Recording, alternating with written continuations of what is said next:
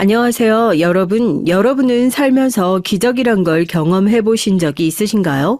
70평생을 살면서 매주 사는 복권은 한 번도 당첨이 된 적이 없었고, 부모님 병원에 누워 계실 때 지푸라기라도 잡는 심정으로 나가봤던 교회.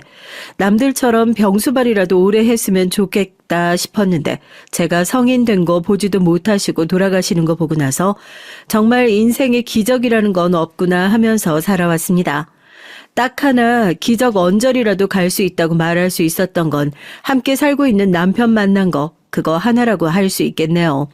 푸념 아닌 푸념으로 사연을 시작하는 것 같아 인상을 찌푸리실 수 있겠지만 원래 우리네 인생이라는 것이 다 그렇지 않겠어요. 잘 되는 것 같으면 고꾸라지고 또 잘 되는 것 같으면 고꾸라지고 이 나이 먹고 나서 보니까 뭐 백날 첫날 TV에서 안 늙는 영양제라고 선전하는 거 그거 다 소용없더라고요. 인생에서 굴곡을 많이 안 겪으면 그게 안 늙는 거고 최고 동안 비결인 거죠. 제가 너무 기적만을 바라오며 살아왔던 것이 패인이었을까요? 참 어려운 인생 살았네요. 얼마 전 또 한 번 제 인생이 지하실로 끌려 내려가는 일이 있었습니다. 대들보 같던 남편이 갑자기 쓰러져 병원 신세를 지게 됐거든요. 이제 끝을 향해 달려가는 인생인데 내 인생은 끝까지 나에게 쉬운 답지를 안 주는구나. 오랜만에 신에게 다시 기도했습니다. 원망의 말들을 쏟아냈어요. 왜 나한테만 이렇게 가혹하시냐고요. 내가 전생에 대체 무슨 죄를 지었냐고요. 저도 이제 다 포기하고 싶다고 생각했던 즈음에 인생에서 처음이자 아마 마지막으로 기적을 목격하게 되어 이렇게 사연을 보내게 됐습니다. 제 인생이 참 힘들 때 유튜브에서 맨날 사연 찾아 들었거든요. 남들 기적을 들으면서 희망 찾은 거죠. 그래서 저도 사연 씁니다. 제 인생에서 피어난 작은 기적이 누군가에겐 큰 희망으로 와닿지 않을까 하는 그런 작은 기대에서요. 제가 외동딸이었어요. 예전에 저 태어나고 나서 어떤 스님께서 제 사주를 보고 육친이 약하다는 소리를 하셔가지고 이름까지 바꿨다는데 정말 타고난 팔자를 바꾸기가 쉽지 않았던 걸까요? 고등학교 올라가기 전에 아버지를 교통사고로 잃고 그 충격에 어머니가 몇 년을 이유도 없이 앓아 누워 계시다가 결국 세상을 뜨셨어요.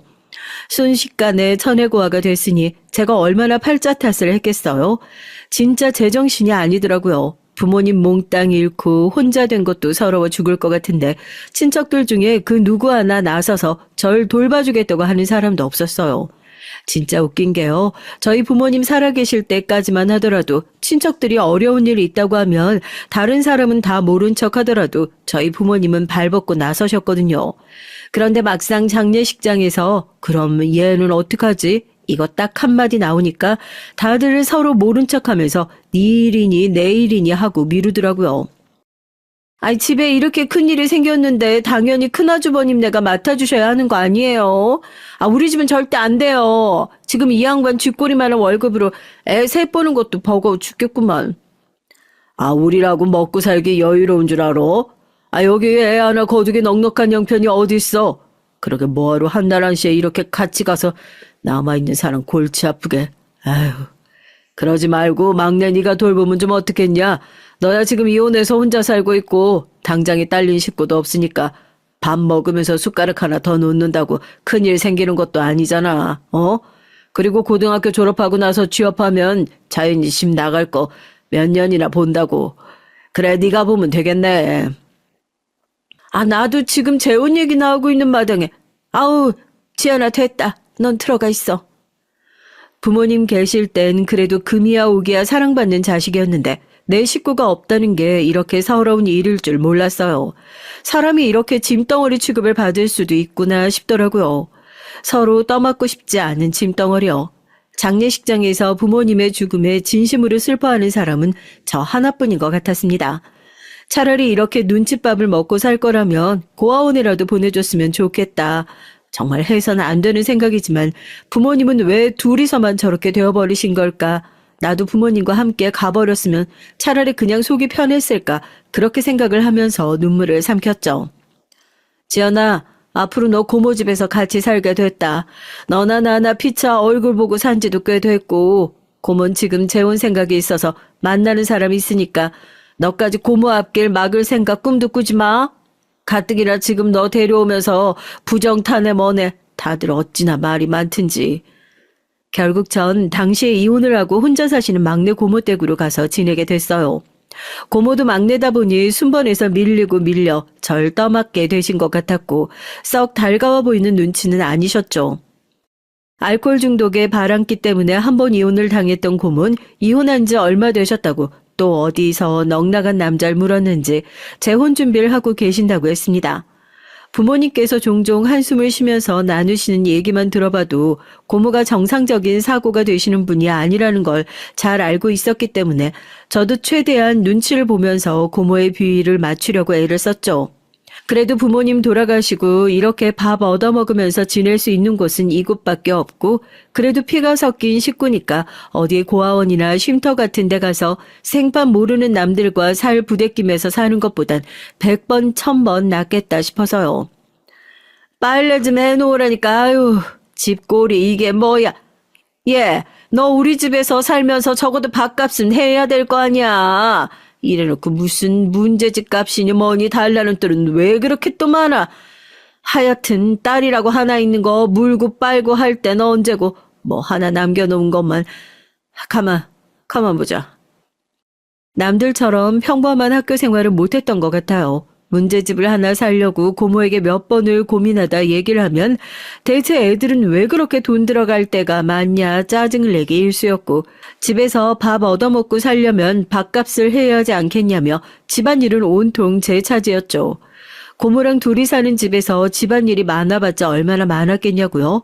아니요. 정확히 말하면 셋이었어요. 고모랑 만나는 남잔 제가 있든 말든 신경도 안 쓰고 고모네 집을 드나들었고 전 새벽 일찍 일어나서 두 분이 벌려놓은 술판 치우고 공병을 한쪽으로 모아놓고 해장국을 끓여놓고 학교에 가곤 했으니까요. 그런데 참 이상하죠. 부모님은 사망 신고를 하고 얼마 지나지 않아 고모의 태도가 완전히 달라졌어요. 하루는 학교에 다녀왔는데 고모랑 고모가 만나고 계셨던 남자분 그땐 고모가 혼인신고도 안 한 사이인데 고모부라고 불러라 해서 고모부라고 불렀었거든요. 하여튼 두 분이서 저녁상을 거하게 차려놓고 절 기다리고 계시더라고요. 전 처음에 제가 뭘 잘못 봤나 내 눈이 어떻게 된 건가 했어요. 고모는 생전 처음 보는 표정을 하고 저한테 뭐 그렇게 멀뚱멀뚱 서 있냐고 얼른 와서 같이 밥 먹자고 다정하게 웃으며 절 부르시더라고요. 너 그동안 고모 집에 와서 내가 뭐 제대로 해준 게 없는 것 같아서 그래도 얘가 부모님 잃고 마음이 얼마나 안 좋았겠냐고. 고모가 요즘 재혼 준비한다고 정신도 없고 마음도 심란하고 그래서 너한테 좀 예민하게 굴긴 했는데 그거 다 진심 아닌 거 알지? 지연아, 여기 이제 네 집이다 생각하고 너도 마음 편히 좀 지냈으면 좋겠다.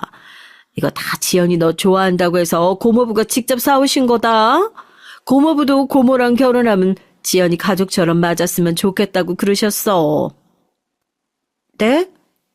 감사하긴 한데 그게 다 무슨 말씀이세요? 가족처럼 맞았으면 좋겠다뇨? 우리가 이 나이 먹고 재혼하면서 애를 낳을 생각도 아니고 고모랑 고모부가 둘이서 잘 생각을 해봤는데 어쩌면 지연이가 하느님이 우리한테 내려주신 귀한 선물이 아닐까 이런 생각이 들더라고. 고모랑 고모부랑 같이 잘 지내면서 혼인신고하고 나면 우리 호적으로 들어오는 거 어떻겠니? 뭐 지금 당장 결정하라는 건 아니고 우리도 아직 혼인신고를 안 했으니까 한번 천천히 생각해봐라. 너도 법적으로 보호자가 없는 것보다 부모가 있는 게 살면서 든든할 테니까. 갑자기 이렇게 떡 벌어지는 한상을 차려놓으신 것도 이상한데 두 분이서 갑자기 완전히 달라진 태도로 저한테 양자로 입적하는 걸 제안하시더라고요.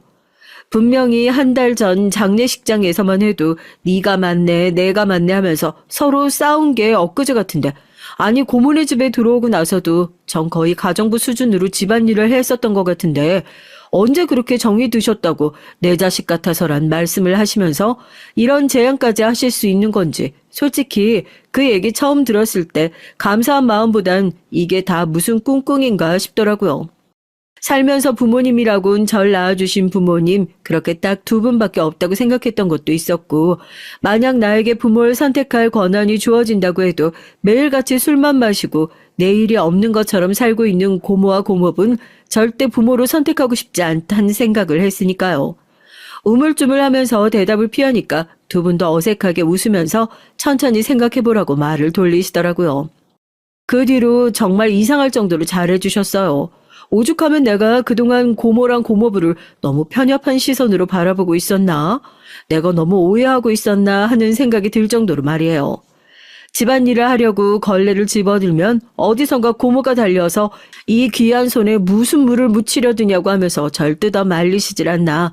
고모부도 제가 방에서 공부를 하고 있으면 괜히 제 눈치를 쓱 살피시면서 매일같이 집안에서 담배 피우시던 분이 밖에 나가서 담배를 피우시질 않나. 물론 두 분이 친절하게 절 대해주시는 것이 감사한 일이긴 한데 왜 사람이 안 하던 행동을 갑자기 하면 죽을 때가 됐다고 그러잖아요. 그만큼 불안하다는 거겠죠. 대체 왜 이러나 싶더라고요. 어쨌든 좋은 게 좋을 거라고 전 그동안 고모와 고모부에게 받아보지 못했던 지원을 넘치게 받으면서 고등학교 졸업을 앞두고 있었습니다. 고등학교를 졸업하고 나면 바로 취업을 할 참이었기에 학교에서 추천해준 산업재로 갈 만한 직장을 추려보고 있던 때였어요. 고모랑 고모분 식을 올리지 않고 혼인신고를 하고 아예 살림을 합쳐 같이 지내고 계셨고요. 물론 그놈의 입양 얘긴 잊을만 하면 다시 꺼내시고 잊을만 하면 다시 꺼내시고 하셨습니다. 저도 눈치를 보면서 아직은 준비가 안 된 것 같다. 조금만 생각할 시간을 더 달라 하면서 차일피일 미루고 있었고요. 그날은요, 부모님의 3주기가 이틀도 채 남지 않은 날이었습니다.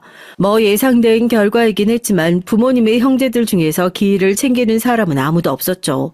매해 부모님의 기일이 되면 과일 몇 개, 과자 몇 봉지, 북어 간단한 상을 차려서 저 혼자 조용히 기도를 하고 넘어가는 것이 전부였고 올해도 그렇게 할 수밖에 없겠구나 싶어 심란한 마음에 동네를 돌아다니다 보니 꽤 늦은 시간이 됐더라고요.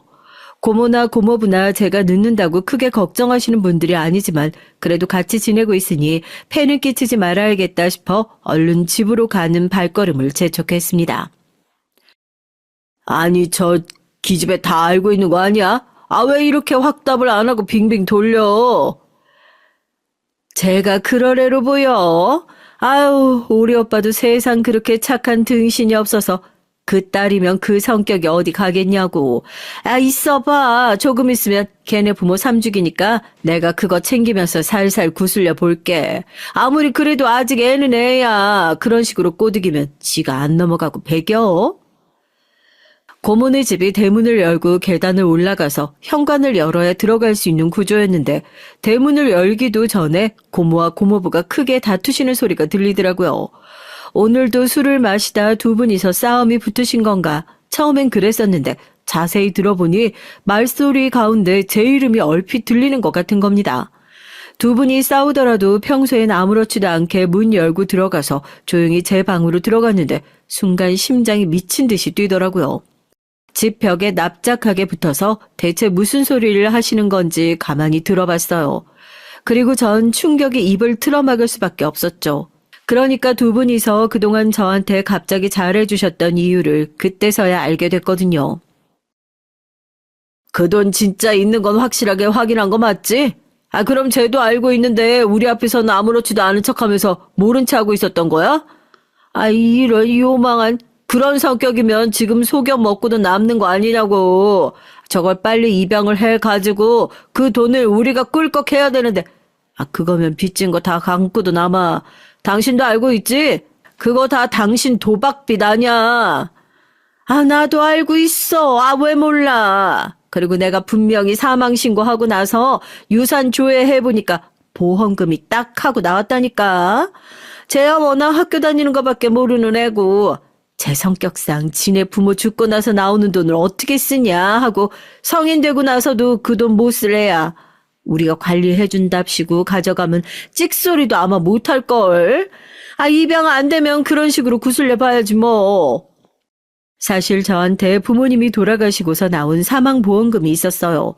비록 제가 아직 미성년자라 법적으로 그걸 탈 수 있는 방법은 없었지만요. 아마 고모께서 부모님의 사망 신고가 끝나고 난 이후에 아버지의 상속재산 조회를 해보면서 보험금에 대한 사실을 알아차리신 모양입니다. 두 분이서 노름으로 빚을 졌다는 사실을 알고 있었지만 저한텐 분명 그 빚은 진작에 다 해결됐다 그렇게 말씀하셨거든요. 그런데 알고 보니 그 해결책이 바로 한 집에서 살고 있었던 저였던 거예요. 입양을 한다느니 법적인 보호자가 된다느니 모두 진심에서 우러나온 얘기가 아니라 그저 저희 부모님의 보험금을 노리는 얄팍한 술수에 불과했다는 사실이 너무나 충격적이었습니다. 머릿속으로 많은 생각을 했어요. 지금 당장 들어가서 화를 낼까, 어떻게 사람이 그럴 수 있냐고 울고불고 따지기라도 해볼까 하고요. 하지만 순간적으로 무서운 생각이 든 건 왜일까요? 여기서 괜히 아는 척 했다가 나한테 더 큰 해코지를 한다면? 부모님의 제사도 챙기지 않으면서 조카가 받은 보험금 노린다고 입양까지 할 생각을 하는 사람들이 뭔들 못할까 하는 생각이 뇌리를 스치더군요. 그렇게 전 아무것도 모른 척 조용히 다시 집으로 들어갔습니다.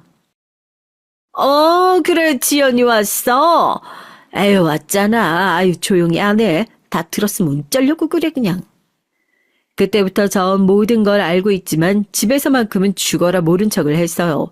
입양이니 뭐니 하는 얘기에도 당연히 일절 반응하지 않았고요. 그때마다 속이 타는 건 고모와 고모뿐이었죠. 고등학교 졸업식이 다가오고 제가 성인이 되는 날짜가 다가오니 언제 제가 쥐고 있는 보험금이 날아갈지도 모른다는 생각이 들었는지 양자로 들어오란 압박은 더욱 심해져 갔습니다.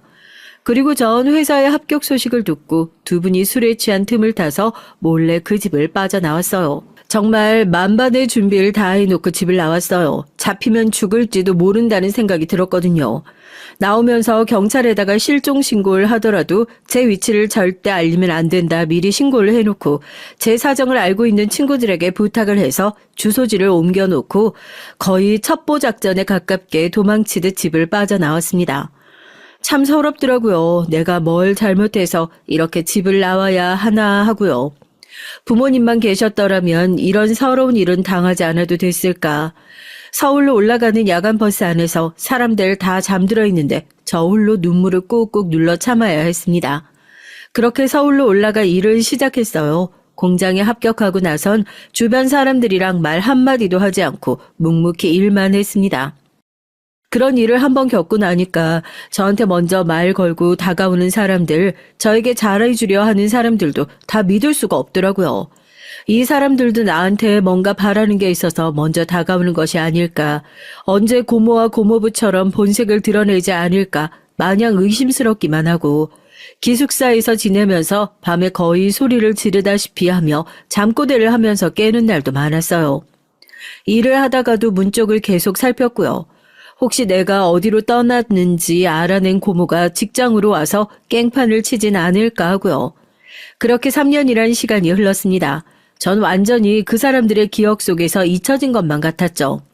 여전히 공장 안에선 친한 사람 한 명 없었고 돈을 벌고 돈을 모으면서도 내가 지금 뭘 위해서 이렇게 열심히 사는지 삶의 의미가 없는 하루하루였죠. 저 오늘 야간 연장 근무 좀 빼주시면 안 될까요? 오늘은 정말 피치 못할 사정이 있어서 그래요. 제가 오늘 하루만 빼주시면 다른 날 시간은 꼭 채울게요. 지연 씨, 평소에 일 잘하다가 왜 그래? 오늘같이 바쁜 날 일을 빼달라고 하면 같이 일하는 사람들은 뭐가 되냔 말이야. 이건 아니지. 여기 그래도 일하는 곳이야. 급한 일 있어서 빠지고 사정이 있어서 빠지고 부모님 돌아가신 거 아니면 안 돼. 듣자 하니까 부모님도 안 계시다더구만. 물론 일도 녹록지가 않았습니다. 부모님이 안 계신다고 안쓰러운 눈으로 바라봐 주는 건 옛날이나 가능한 일이었을지 몰라요. 뭐 하나 모자란다고 하면 내 약점을 물고 뜯으려는 사람들이 가득한 것이 사회였죠. 어떻게든지 일을 빼보려고 했었던 건 아무도 챙기지 않는 부모님의 기일을 챙겨야 했기 때문이었습니다. 버스 시간에 맞춰 부모님 낙골당이라도 조용히 다녀오려면 야간 근무는 무조건 빼야 하는데 그날따라 반장님은 뭐가 마음에 안 드는지 일을 자꾸 빼주지 않으려고 하시더라고요. 그때 남편을 처음 만났어요. 일을 같이 하고 있으면서도 말 한마디 나눠본 적이 없는 사람이었죠. 저 구석에서 손을 번쩍 들더니 제가 대신하겠습니다 하고 자처하더라고요. 반장님은 둘이 사귀기라도 하는 거냐면서 궁시렁거리긴 했지만 보는 눈이 많아 그런지 이를 빼주셨고요. 저도 눈물이 찔끔 나오려고 하는 걸 꾹 참고 고개 숙여 감사 인사를 했습니다. 오늘이 부모님 기일이죠? 일할 때 보니까 꼭 같은 날 일을 빼길래 오늘은 왜 안 빼시나 했어요. 반장님 성격이 오죽 이상해요. 너무 마음 쓰지 마시고 조심히 다녀와요. 날이 춥네요. 살면서 그렇게 사려 깊은 사람은 처음 봤던 것 같아요. 제가 항상 같은 날 일을 빼는 걸 이미 알고 있고 미루어 짐작했을 때 오늘이 저희 부모님 기일이라는 것도 알고 있는 눈치더라고요. 감사하다고 제가 나중에 꼭 일을 하든지 뭘 하든지 사례를 하겠다고 하니까 웃으면서 손살을 쳤습니다. 그렇게 부모님께 무사히 다녀오고 나서 돌아오는 길에 호두과자 한 박스를 사서 건넸어요. 정말 기뻐하더라고요. 그때 처음 느꼈던 것 같네요. 아, 사람들이 이래서 돈을 버는구나. 돈을 벌어서 이런 작은 거라도 사들고 들어가서 웃는 모습 보려고 그래서 일을 하는구나 하고요. 그때부터 전 남편이랑 잘 됐으면 좋겠다 하는 마음을 가지고 있었는지 모르겠습니다. 서로 마음이 통해서인지 저희는 금방 가까워졌어요. 남편은 저보다 먼저 회사에 들어와서 일을 성실히 하는 사람이었고 직급도 꽤나 높았습니다. 연애를 할 때까지만 해도 가장 먼저 회사에 출근해서 가장 늦게 퇴근을 하는 남편이 그저 저와 같은 평사원이겠거니 생각을 하고 있었죠. 연애 기간이 길어지고 결혼 얘기가 오가면서 전 다시 한번 작아질 수밖에 없었어요.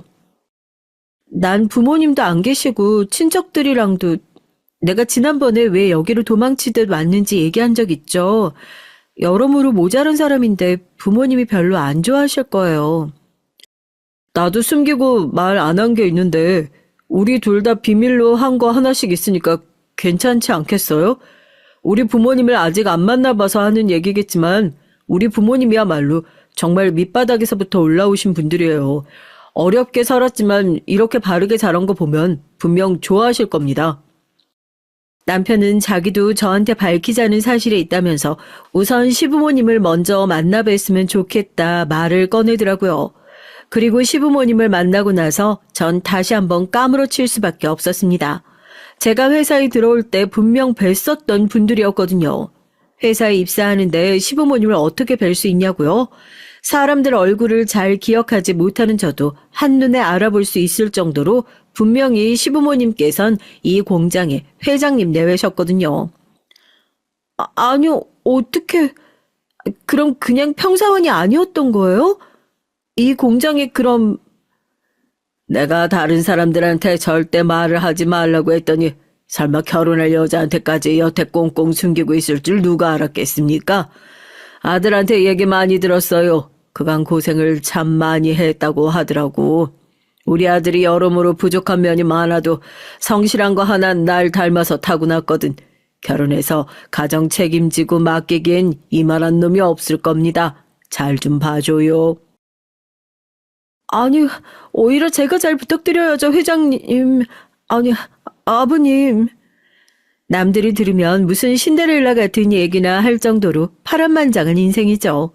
회장님과 사모님이라고 하니 천혜고아에 잘난 거 없이 공장에서 일을 하고 있는 절 당연히 곱지 않은 시선으로 보고 내칠 거라 생각했었는데 두 분께서는 오히려 따뜻하게 절 가족으로 맞아주셨습니다. 시아버지께서도 시골에서 거의 맨몸으로 서울에 올라와 밑바닥에서부터 시어머니와 함께 이 공장을 일구신 분이라고 하더군요. 그렇게 공장에 대한 애정이 많으신 분이다 보니 당연히 아들이라고 무작정 공장을 물려주는 건 아니라 아들도 제대로 일을 했으면 하는 바람에서 남편을 평사원부터 길러냈던 거고요. 이를 꽉 깨물고 고모집을 탈출하면서 내 인생이 정말 성공할 수 있을까, 내 손으로 부모님 제사를 성대하게 제대로 지낼 수 있는 날이 오긴 올까 눈물을 참아가며 버텼던 나날들이 남편을 만난 이후로 조금씩 달라지기 시작했습니다. 그렇게 결혼 생활을 시작했어요. 남편을 꼭 닮은 아이를 낳을 때쯤엔 시아버지가 중풍으로 쓰러지시면서 남편이 회장직을 이어받게 됐습니다. 전 낮에는 애를 보고 밤에는 간병인과 교대해서 시아버지를 돌보면서 절 거둬주신 은혜를 보답하기 위해 최선을 다했었죠. 지극정성인 간호에도 시아버지의 병화는 더욱 깊어져만 갔습니다. 사지가 마비되어 누워만 계시고 혀도 뻣뻣하게 굳어서 제대로 말을 하시는 것도 숨 쉬는 것도 힘들어하시는 지경이었어요. 우리 환희 보고 싶어요. 환희 좀 데리고 와요. 환희 좀. 죽기 전에 환희 얼굴 한 번만 봤으면 소원이 없겠네. 우리 환희. 그때부터 시아버지는 알 수 없는 이름을 부르며 찾기 시작했습니다. 간병을 하면서 환이라는 이름을 종종 찾으시더라고요. 남편의 이름도 아니고 주변 친척분들의 이름도 아니었기에 처음엔 시아버지의 오랜 친구분이신가 했어요. 시어머니도 남편도 모른다는 대답뿐이었죠. 그냥 정신이 오락가락하셔서 아무런 이름이나 말씀하시는가 보다 그렇게 생각하긴 했지만 여전히 그 이름에 대한 의문은 남아 있었습니다. 결국 시아버지께서는 그 해답을 주시지 못한 채 세상을 떠나셨지만 말이에요. 중풍은 유전이라고 그러던데 당신 일도 좋지만 몸 관리도 제대로 해야겠어. 김 박사님 자주 뵙고 있지? 건강검진도 제때 받고 있고? 내가 무서워서 그래. 건강관리 좀 잘해. 나 건강 빼면 시체인 거 몰라? 걱정 마. 아버지 병 유전될 일 절대 없으니까. 그런 건 내가 장담할게. 그리고 나 절대 당신이랑 우리 동민이 놔두고 갈 일 없어. 시아버지 그렇게 떠나보내고 나니까 전 남편이 그렇게 걱정되더라고요. 남편과 아들이랑 너무나 행복하게 잘 지내고 있는 이 시점에서 남편의 건강이 혹시라도 안 좋아지면 어떻게 하나 항상 전전긍긍이었죠. 제가 성격이 그래요. 행복한데도 행복한 줄 모르고 다가오는 걱정과 불안 때문에 늘 쫓기는 것처럼 살았거든요. 더군다나 어디서 주워들었는지 중풍 같은 경우엔 유전적으로 이어진다고 하니 밤낮 없이 회사 일에 몰두하고 있는 남편의 건강이 더욱 걱정스러울 뿐이었습니다. 이 걱정이 그저 걱정으로만 끝났으면 참 좋았을 텐데요. 그냥 쓸데없는 걱정이었다면 얼마나 좋았을까요? 꼭 슬픈 예감은 이렇게 비껴나간 적이 없더라고요. 남편이 얼마 전부터 날씨가 추워서 그런지 집에 들어오고 나서 반신욕을 하면서 자꾸 손을 주무르더라고요. 왜 그러냐 하니까 이상하게 자꾸 손이 저린다고요. 그땐 추운 곳에 있다 갑자기 따뜻한 데 들어와서 그러나 싶었는데 평소에 안 쓰던 안경까지 쓰고 출근하는 것이 이상해서 물어보니까 요즘 자꾸 뭘 들여다볼 때 물건이 두 개로 보인답니다. 아무래도 피로가 누적된 것 같으니까 병원 한번 다녀오라고 그렇게 잔소리를 했는데 기어이 이 사단을 내더라고요. 남편이 쓰러졌다는 소식을 듣고 도우미 아주머니께 애 맡기고 한달음에 달려갔죠. 중풍이랍니다.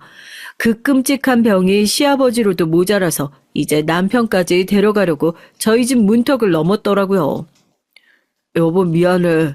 내가 더 조심했어야 하는데 그래도 아직 정도가 심하지 않다고 하니까 관리도 잘하고 수술도 있다고 하니까 괜찮을 거야.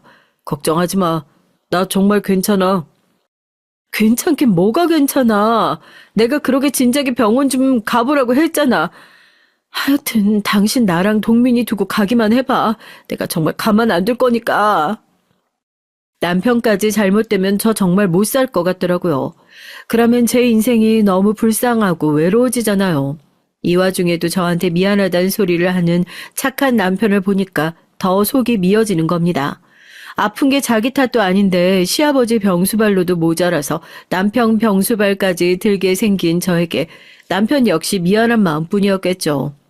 이미 엎질러진 물을 어쩌겠어요. 아이는 잠깐씩 맡겨두면 된다고, 당신 병수발은 내가 한다고 그렇게 얘기를 했는데도 남편은 절대로 안 된다고 무조건 간병인을 구하라면서 으름장을 놓더라고요.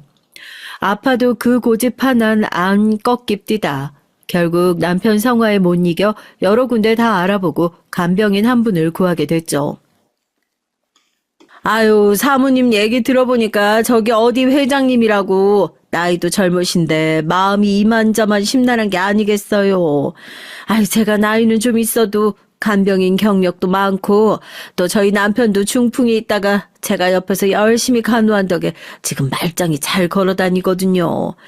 회장님 아직 나이도 젊고 마비가 전부 온 것도 아니니까 간병 잘하고 관리만 잘하면 금방 퇴원하실 거예요. 정말요? 남편분 간병하시느라 힘드셨겠어요. 잘 좀 부탁드릴게요. 아직 집에 초등학교도 못 들어간 애가 있어요. 남편 잘못되면 저 정말 못 견딜 것 같아요. 필요하신 거 있으시면 뭐든 말씀만 하세요. 제가 도울 수 있는 건 뭐든 도울게요. 정말 잘 부탁드립니다. 처음에 나이도 많고 간병을 하실 기력이나 있을까 싶을 정도여서 걱정도 많이 했었는데 수소문해서 간병인 알아보길 정말 잘했다는 생각밖에 안 들더라고요. 남편분이 중풍기가 있어서 간호를 해봤던 경험이 있으셔서 그런지 남편의 병간호도 정말 성실하게 잘하시고 거의 남편의 수족처럼 움직이시는 모습에 저도 한결 마음이 놓이더라고요. 그뿐만인가요? 어머, 이게 뭐예요? 이거 차 집에서 끓여오신 거예요? 좋은 냄새가 나서. 이거 작두콩차예요. 회장님 비염기가 있으시죠? 숨 쉬는 소리 들어보니까 딱 우리 집 양반 숨 쉬는 소리랑 똑같은 것 같아서요. 우리 집 양반도 내가 밤낮으로 임을 다려 먹여서 비염 그거 싹 났거든. 태어나시걸랑 사모님께서도 이 차 좀 끓여가지고 집에서 드려봐요. 병원에 있는 동안에도 그냥 제가 열심히 끓여다 드릴게요. 우리 집 물 끓이면서 물 좀 더 넣으면 되는걸. 체질이 비슷해서 저희 남편이 덕을 보네요. 감사해요. 뭐라고 말씀을 드려야 할지 모르겠어요. 주소 하나 불러주세요. 마침 집에 좋은 과일이 들어온 게 있어서 보내드리고 싶어서요. 단순히 간병만 해주시는 것이 아니라 어떨 땐 정말 어머니처럼 남편을 챙기는 모습에 제가 감동을 받았던 적이 한두 번이 아니에요. 사실 남자 간병하는 거 여자분이 하기엔 보통 쉬운 일이 아니거든요. 남편이야 아직까지 거동이 가능한 정도라 다행이지만 이쪽에서 일을 오래 하셨다고 들었는데 정말 환자를 내 식구다 생각하고 아끼는 것이 느껴지더라고요. 차를 끓여오시고 몸에 좋다는 걸 챙겨주시고 그런 수고스러운 일을 마다하지 않는다는 것이 고마워서 저도 어느 순간 간병인 분과 한 식구처럼 지내게 된 것 같아요. 남편만 챙겨주시는 게 아니라 저도 얼마나 잘 챙겨주셨다고요. 저도 감사한 마음에 남편이 좋아하는 과일들을 좋은 게 들어와서 챙겨 보내드렸더니 집에서 그렇게 잘 먹었다면서 어쩜 자기 남편 입맛을 그렇게 잘 아냐고 좋아하시면서 반찬까지 싸서 손수 챙겨주셨다니까요. 제가 친정엄마가 일찌감치 돌아가셔서 이런 챙김을 받아본 적이 없어서 그런지 저도 모르게 간병인 선생님께 자꾸 의지를 하게 되더라고요. 한 번도 제 속 얘기나 옛날 얘기 터놓고 누구한테 해본 적이 없었는데 남편이 잠들었을 때 병원 근처 산책하면서 이런저런 얘기 나누기도 하고 서로 속 얘기도 하고 사연 들어보니 간병인 어르신도 참 굴곡 많은 인생을 사셨더라고요. 남편분이랑 사이가 되게 좋으신 것 같아요. 제가 요즘 보면서 참 많이 배워요. 두 분은 어떻게 만나셨는지 여쭤봐도 돼요? 아이고, 다 늙은 사람들 만난 거 들어서 뭐하게요. 내가 사실 재혼이에요. 첫 남편이 바람펴서 이혼하고 혼자 살고 있다가 지금 이 양반 만났는데 이 양반도 마음에 상처가 많은 사람이더라고. 집이 워낙 어렵고 빚이 많아가지고 자기 아들을 제 손으로 고아원에 갖다 맡겨놓고 거의 폐인처럼 살고 있더라고. 우리 둘 다 상처 많은 상태에서 만나서 서로 그냥 내가 더 힘드네, 네가 더 힘드네 하면서 기대면서 산 거지 뭐. 그래서 여태 자식도 없이 살아요.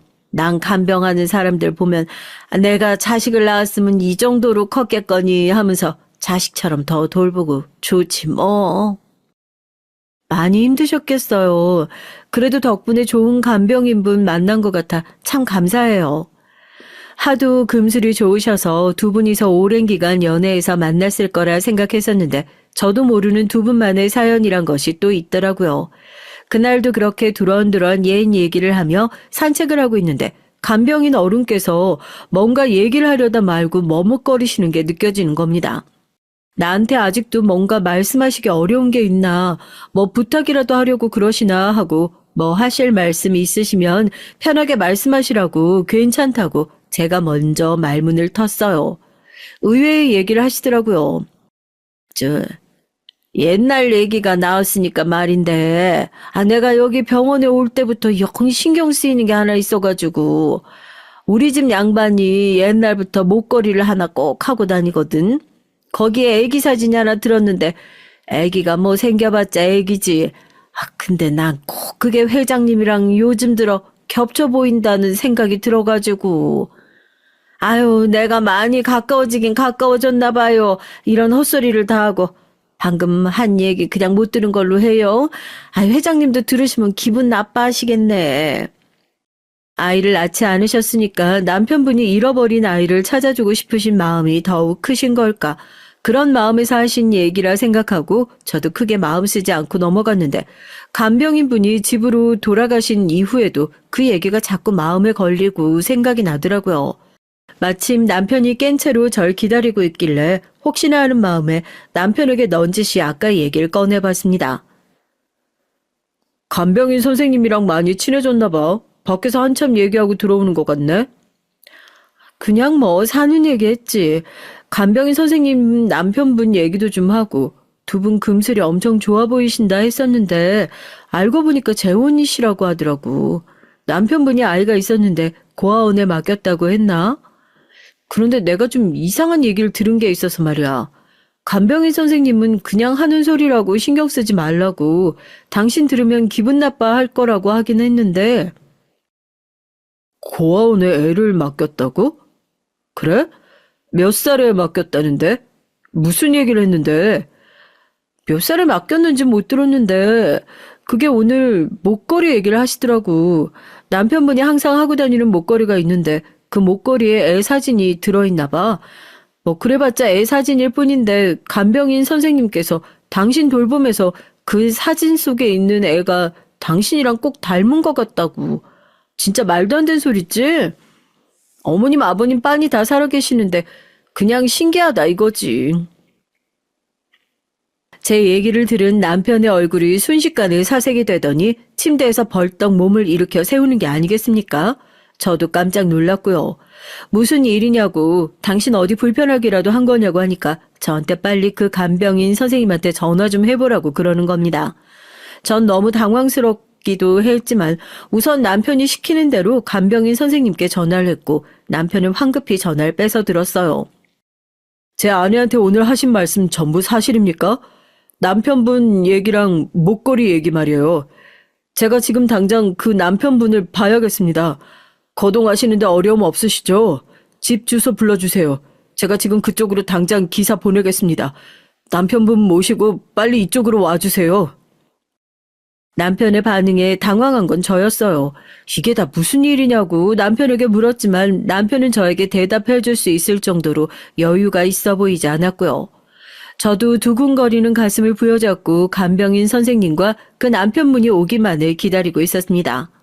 잠시 후 간병인 선생님이 놀란 얼굴을 하고 병실 문을 열어 젖혔고 그 뒤엔 나이가 지긋한 남편분이 다리를 살짝 절뚝이면서 뒤이어 들어오셨어요. 잠시 누워서 숨을 고르고 있던 저희 남편은 남자분의 얼굴을 보자마자 다시 한번 놀란 얼굴로 침대에서 벌떡 몸을 일으켰죠. 아니 이게 대체 무슨 일이란 말인? 너 성민이냐? 너 정말 성민이가 맞아? 아이고 하느님 세상에. 아이고 우리 성민이가. 아이고. 남자분은 간병인 선생님도 밀치고 남편의 침대로 쏜살같이 달려오시더니 알 수 없는 이름을 얘기하며 오해를 하시곤 제 남편의 얼굴을 쓰다듬었어요. 제 남편은 그 이름을 듣자마자 까무룩 정신을 놓아버리고 말았죠. 놀란 저와 간병인 선생님이 그 오밤중에 의사 선생님을 부르러 뛰어가고 난리도 아니었습니다. 수액 맞고 누워있는 남편 옆에서 남자분은 아무런 말도 하지 못한 채로 제 남편의 손을 꼭 쥐고 계속해서 눈물만 쏟고 계셨고 잠시 후 제 남편이 눈을 떴죠. 여보, 정신 좀 들어? 이게 대체 무슨 일이야? 성민이란 이름은 대체 또 뭐고? 그리고 남편은 자신의 손을 꼭 쥐고 눈물을 흘리고 있는 남자분을 보며 똑같이 눈물을 쏟기 시작했어요. 잠시 후 남편의 입에서 흘러나온 아버지 하는 소리에 병실에 있던 사람들 모두 기절할 뻔했죠. 믿기지가 않았습니다. 시아버지 임종까지 지켰는데 아버지라뇨. 엄마는 어디로 사라지고 난 빚쟁이들한테 쫓기고 얘가 며칠을 굶었는지 눈도 제대로 못 뜨는 거 보고 이대로 가다가 애도 나도 둘 다 죽겠다 싶어서 눈물을 삼키면서 내 자식을 그대로 고아원에 갖다 버렸습니다. 내가 얘 고아원에 맡길 때 편지를 15장을 썼어요. 다 좋으니까 제발 밥 안 굶을 수 있고 사랑받을 수 있는 집에 입양 좀 보내달라고. 어디선가 사람만 있어달라고 간절히 빌었는데 이렇게 다시 만나게 될 줄 누가 알았겠습니까? 남편분은 떨리는 손으로 목걸이를 풀어 그 안에 있던 사진을 보여주셨어요. 어린 남자이긴 하지만 간병인 선생님이 한눈에 알아볼 수 있었다는 이유가 뭔지 알겠더라고요. 분명 그 사진 속 남자아이는 저희 남편과 꼭 닮아 있었으니까요. 믿기지 않는 얘기에 전 입만 떡 벌리고 있었어요. 남편은 눈물을 얼마나 쏟는지 말도 제대로 못하고 그렇게 눈물의 부자상봉이 이루어졌습니다. 결혼할 때 당신한테 말 못했다던 비밀, 그거 사실 내가 회장님 아들이라는 사실이 아니고 회장님의 친아들이 아니었단 사실이었어. 미안해. 속이려고 속인 건 아니었지만 어머니도 아버지도 밝히길 원하지 않으셨고 나 정말 친자식처럼 길러주셨어. 아버지가 돌아가시기 직전까지 찾으셨던 환이라는 아이, 부모님 친아들이야. 친아들 병으로 잃고 나서 힘들어하시던 두 분이 고아원에서 날 입양해서 정말 친자식처럼 길러주셨던 거고. 그제서야 모든 일들이 이해가 되더라고요. 시부모님께선 젊은 날 끔찍한 병으로 일찌감치 아들을 하늘나라로 떠나보내고 힘든 시간을 보내셨답니다. 다시는 아이를 낳지 말자 결심하셨다가 우연히 봉사를 갔었던 고아원에서 저희 남편을 보고 입양해야겠다 결심하고 그때부터 남편을 입양해 친자식처럼 길러주셨다고 하시더라고요. 아무리 우연이라고 한다지만 정말 피가 서로 끌어당기는 힘은 대단한가 봅니다. 이렇게 먼 세월이 지났지만 결국 두 부자가 다시 만나게 된 걸 보면요. 아버지, 나 아버지 원망 안 해요. 이 집에서 자라면서 항상 나 낳아주신 아버지에 대한 감사함 잊지 않고 살고 있습니다. 빚쟁이들한테 쫓겨나면서 밥 먹을 돈도 없어서 길바닥에 내앉을 때 아버지 배가 정말 등가죽에 달라붙어 있다는 게 다 보이는데도 항상 내 입에 밥 먼저 넣어주시던 아버지 모습 기억하는데 내가 어떻게 아버지를 원망하면서 살 수 있었겠어요. 저도 마찬가지였습니다.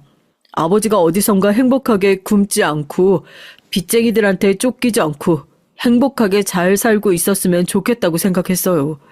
좋은 분 만나서 행복하게 지내고 있는 것 같으니 전 그걸로 됐습니다. 정말 다행이에요. 아버지, 여태까지 저 잊지 않고 살아주셔서, 저 낳아주셔서 정말 감사합니다. 감사합니다, 아버지. 남편은 돌고 돌아 찾게 된 아버지에게 깊이 고개를 숙여 인사를 하고 저와 간병사 선생님도 눈물을 훔치면서 남편을 꼭 끌어안아 줬어요. 자식을 제 손으로 버릴 수밖에 없었던 아비의 마음을 저희가 어떻게 감히 이해할 수 있겠어요. 남편도 그때의 힘든 상황을 누구보다 잘 알고 있었기 때문에 아버지를 원망하는 마음 하나 없이 잘한 것 같아 참 다행인 것 같더라고요. 정말 세상에 태어나서 그렇게 슬픈 울음소린 처음 들어봤습니다. 병실이 떠나가라 목 놓아오시더라고요. 죽기 전에 다시 만나 다행이라고 내 자식을 찾게 해줘서 너무 감사하다고 저에게도 연신 고개를 꾸벅이며 인사를 하셔서 제가 다 죄송스러울 지경이었습니다. 친아버지를 만났다는 소식에 시어머니께서도 한달음에 달려오셨어요. 이제 와서 애비 노릇을 하는 것이 웃기지 않냐면서 고개도 들지 못하시는데 시어머니께서도 사연을 듣고 눈물을 훔치시면서 이렇게 귀한 아들 낳아주셔서 그동안 행복하게 잘 지냈었다며 감사 인사를 하시더군요.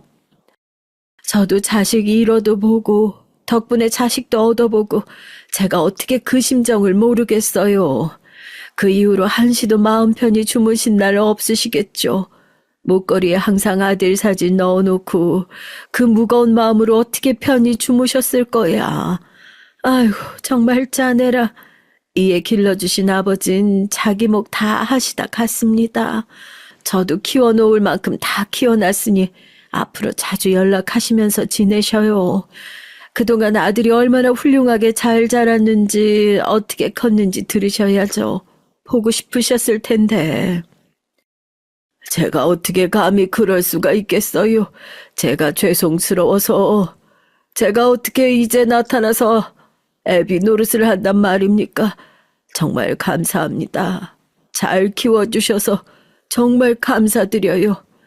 애비라고 기껏 해준 게 이런 몹쓸 병 남겨준 거밖에 없어서 미안하다. 이제 네 간병은 내가 하마. 지금 내가 해줄 수 있는 게 그것밖에 없을 것 같구나.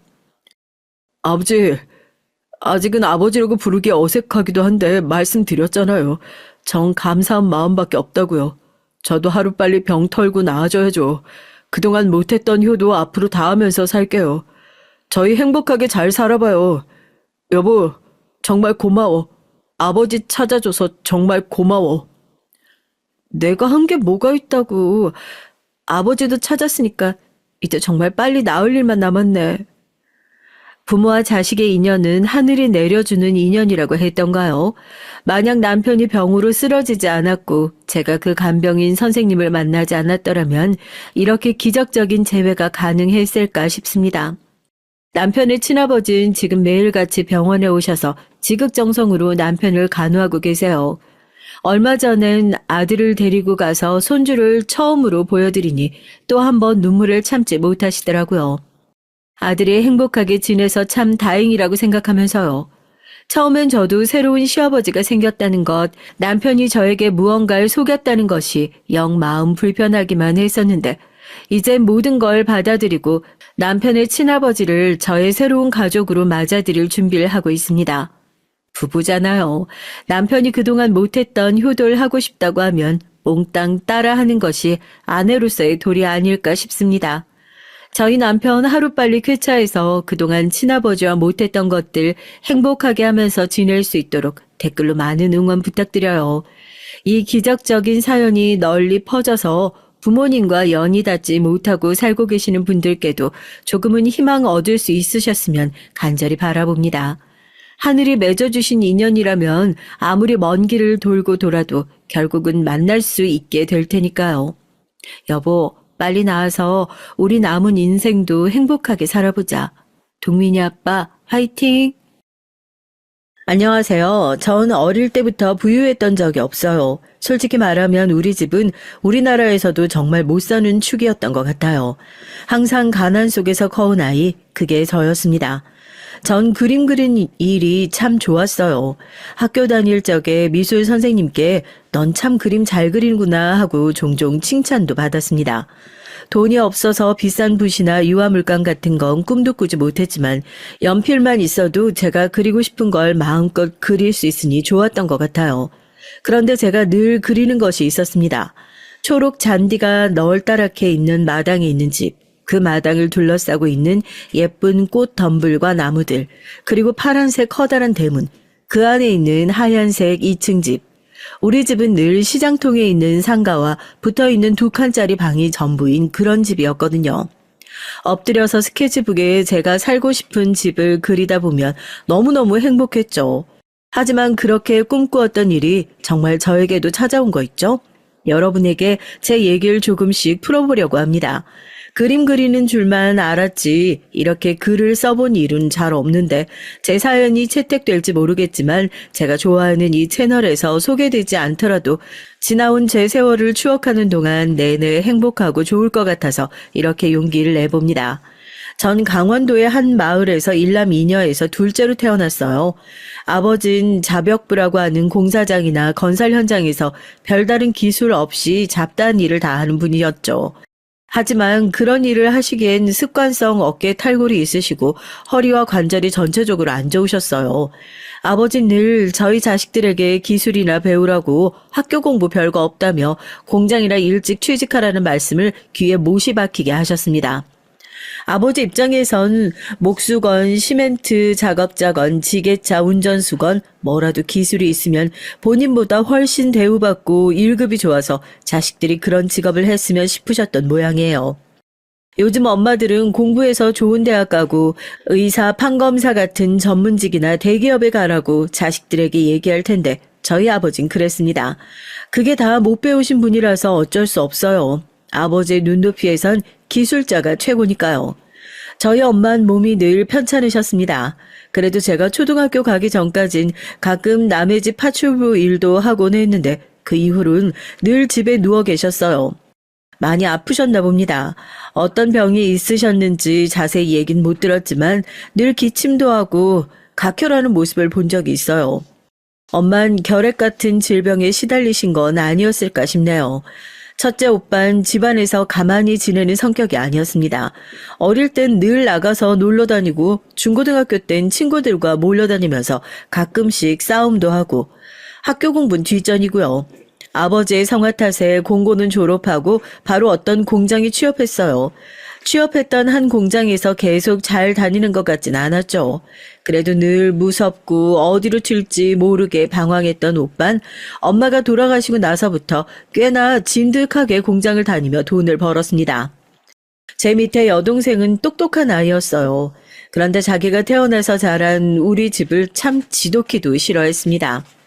아버지나 저나 오빠랑 같이 다니는 것도 창피해하고 자기는 어디 다른 나라에서 온 공주인 게 분명하다며 자기는 우리 집 사람들과 다르다는 얘기를 입버릇처럼 했죠. 가난한 건 저도 싫었지만 그래도 부모님이나 오빠랑 동생이 함께 있는 게 좋았기 때문에 이런 동생이 어릴 땐 이해가 가지 않았어요. 그래도 똑똑하고 예쁜 제 동생이 저는 참 좋았습니다. 동생은 늘 머리를 단정하게 묶고 옷이나 교복도 늘 깨끗이 빨아서 잘 다려입고 다녔어요. 물론 자기 것만 그렇게 챙기긴 했지만요. 공부도 잘하고 말도 어찌나 똑부러지게 했는지 동네 어른들이 야, 나중에 커서 변호사 할란가 보다 하고 감탄하셨죠. 하지만 변호사는커녕 동생은 고등학교도 인문계로 진학하지 못했어요. 그쯤 엄마가 돌아가시고 아버지도 늘 일을 하실 수는 없는 때였기 때문에요. 제 동생은 상고를 진학해서 거기에서도 공부를 잘하더니 졸업하고 농협에 취직하게 됩니다. 아버진 너무 잘 됐다고 칭찬하시고 우리 동네에선 경사스러운 일이라며 만나는 사람마다 내 동생과 우리 집을 부러워했어요. 하지만 전 그날을 기억합니다. 눈물을 잘 내비치지 않는 독한 내 동생이 두 번째로 온 날이에요. 첫째는 상고를 진학하기로 결정했을 때였고요. 언니, 난 대학 가고 싶었어. 정말 대학생이 되고 싶었단 말이야. 은행 직원 말고. 전 사실 내가 농협에 가면 너무 좋을 것 같아서 그런 동생이 이해가 잘 되지 않았지만 제 여동생은 능력도 많고 또 꿈도 컸던 모양이에요. 그리고 전 평범한 여자애였습니다. 집이 가난한 것이 힘들고 싫었지만 그래도 해맑게 잘 자랐어요. 사고뭉치 오빠와 똑똑한 막내 사이에 껴서 다들 저한테 별 관심도 기대도 없었죠. 제가 머리가 좋은 것도 아니고 예쁘게 생긴 것도 아니고 그저 전 사람을 좋아하고 잘 웃는 착한 아이였습니다. 엄마는 아프시고 아버지는 주로 밖에 계시니까 집에서 해야 할 일은 온통 제 차지였어요. 전 솜씨가 좋아서 이미 어릴 때부터 엄마 따라 빨래도 하고 집안 청소도 하고 설거지며 다림질까지 한 사람의 몫을 톡톡히 했습니다. 그럴 때마다 엄마가 제 머리를 쓰다듬어 주시고는 우리 진양이 손이 참 야무져요. 너는 잘 살 거다. 좋은 데 시집가서 남편이랑 시부모님한테 사랑받으며 살아. 이렇게 열심히 하고 착하니까 그럴 테지. 엄마는 홀어머니 밑에서 자라서 아버지를 만나 아주 일찍 그러니까 갓 20 넘었을까요? 그때 결혼해서 우리 오빠를 낳았다고 해요. 엄마는 손매무새가 야무지지 못해서 음식도 무슨 맛인지 모르게 만드시고 조그만 집안일을 많이 하셔도 숨차고 어지럽다고 하셨죠. 엄마와 달리 요만한 애가 찌개도 제법 맛나게 끓이질 않나, 빨래도 얼룩 싹싹 지워지게 하얗게 빨아대질 않나, 여간 솜씨가 좋은 것이 아니었죠. 이런 걸 보면 제 식모살인 타고난 운명이었나 봐요. 내가 이런 집안일이나 할 줄 알아? 하며 집안일은 질색하며 공부만 했던 동생과 달리 전 집안일이 좋았어요. 제가 공부를 잘하는 것도 아니고 그림을 잘 그리는 것도 아니고 우리 오빠처럼 뜀박질을 쏜살같이 하는 것도 아니었죠. 집안일을 잘하면 엄마가 칭찬도 해주고 아버지나 식구들이 절 인정해주는 것 같았어요. 그리고 제가 만든 음식 우리 가족이 맛있게 먹고 좋아하는 모습을 보면 그렇게 뿌듯할 수가 없었죠. 하지만 행복했던 우리 가족은 하루아침에 쑥대밭이 됐습니다. 아프시던 엄마가 그만 세상을 떠나신 거예요. 그 이후 아버진 웃음을 잃고 맨날 방구석에서 소주나 마셔댔습니다. 엄마 살아생전엔 사람이 약해서 어디다 쓰겠냐고 구박해대시더니 막상 엄마가 돌아가시니까 견디기 힘들었던 것 같습니다. 아버지가 일도 안 하니 없는 집에 쓸 돈은 더욱 없어지고 사글세가 밀린다며 맨날 집주인이 와서 소리치고 집을 들쑤셨어요. 오빠는 맨날 밖으로 나가다니며 집에 안 오고 저 혼자 집주인 할머니께 죄송하다며 허리를 굽혀대야 했습니다. 그렇게 어려운 날들 속에서 정말 하늘도 무심하시죠. 아버지가 하루아침에 불구의 몸이 되어버린 게 아니겠어요. 전날 밤 고주망태로 동네에 술을 사러 돌아다니다가 발을 헛디뎌 하천 밑으로 굴러 떨어지신 거예요. 그날은 장대비가 억수로 내리는 날이었습니다. 그래서 오가는 사람들도 별로 없고 빗소리에 아버지의 비명소리도 도와달라는 외침도 묻혀버린 거예요. 아버진 다음날 아침이 돼서야 하천 및 갈대 속에서 겨우 기어 나오셨지만 다리를 못 쓰게 돼버렸습니다. 일용직하는 아버지가 다리까지 성치 못하게 되니 우리 세 남매는 앞으로 살 길이 막막했죠. 그래도 공장에 취업해서 다니고 있는 오빠가 있었지만 성실하게 저희를 모두 다 건사하기엔 봉급도 빠듯하고 또 저희 오빠가 그런 위인까진 못 됐거든요. 이제 집에 돈이 한 푼도 없으니 전 고등학교 2학년이었지만 졸업도 못하고 그만둘 처지였어요. 전부터 집에 자주 놀러 오시는 우리 옆 동네에 사는 엄마와 친한 이모가 계셨거든요. 그 이모가 저희 자매를 참 이뻐하셨고 어머님이 돌아가신 뒤에도 도움이 필요하면 언제든지 나를 찾아오라며 손을 꼭 쥐고 말씀해 주신 따뜻한 분이었습니다. 어릴 때 얼핏 듣기론 이모는 아이를 갖지 못하는 몸이었던 것 같아요. 그래서인지 이모는 늘 저와 여동생을 잘 해주고 또 우리도 병원에서 간호사를 하는 이모가 너무 부럽고 좋았더랬죠. 언니가 늘 저에게 부탁했어요. 언니가 무슨 일 생기거든 진양이 진숙이 애들이 고등학교까진 졸업할 수 있게 도와달라고요. 요즘은 학교 다닐 때 무상교육이라면서요. 하지만 우리 때는 아니었습니다. 학교에 내는 육성회비가 저희처럼 없는 집엔 정말 큰 부담이었죠. 그때 이모가 나타나서 저희를 구해주신 겁니다. 정말 너무나 고마운 이모. 전 지금까지도 이모를 내 엄마처럼 따르고 지내고 있어요. 그렇게 이모 덕에 전 고등학교를 마치고 이모를 따라서 간호조무사를 하고 싶었습니다. 새하얀 병원에서 일하는 간호사는 저에게 늘 선망의 대상이었어요. 또 제가 간호사 일을 하면서 돈을 벌면 제 동생 대학교도 보내줄 수 있지 않겠어요? 버스로 1시간 거리에 이모가 추천해 주신 동네 의원에서 전 간호 일을 배울 수 있게 됐습니다. 낮엔 병원 간호사 언니 밑에서 병원 청소나 약품 등 정리하는 일 같은 허드렛 일 위주로 하며 일을 익혔고 야간엔 간호조무사 자격증을 따기 위해 학원을 다녔어요. 각종 약품이랑 병원 도구 등 외우고 있어야 할 것들이 정말 많았습니다. 사람을 살리는 중요한 일인데 어떻게 허투루 하겠어요? 전 공장 월급의 반도 안 되는 봉급을 받으며 간호사 언니한테 매일 혼나가면서도 병원에서 일할 수 있다는 사실만으로도 행복했습니다. 그리고 머리는 딸리지만 퇴근하고 밤 늦게까지 밥 먹으면서 심지어 화장실에서 똥 쌀 때까지도 매일 책을 들고 다니면서 외우고 외웠다니까요.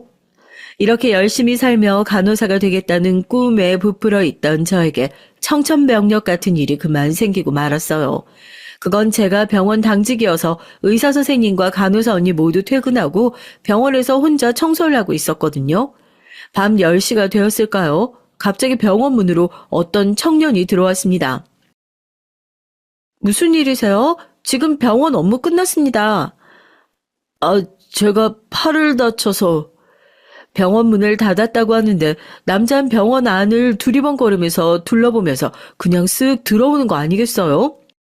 지금 의사 선생님과 간호사 모두 퇴근해서 진료를 볼 수 없어요. 그래요? 그럼 여기 아가씨 혼자란 말이죠? 그때 희번덕거리는 남자의 눈빛에 전 온몸에 소름이 쫙 돋았습니다. 그렇게 전 그 남자에게 병원에서 몹쓸 일을 당하고 말았어요.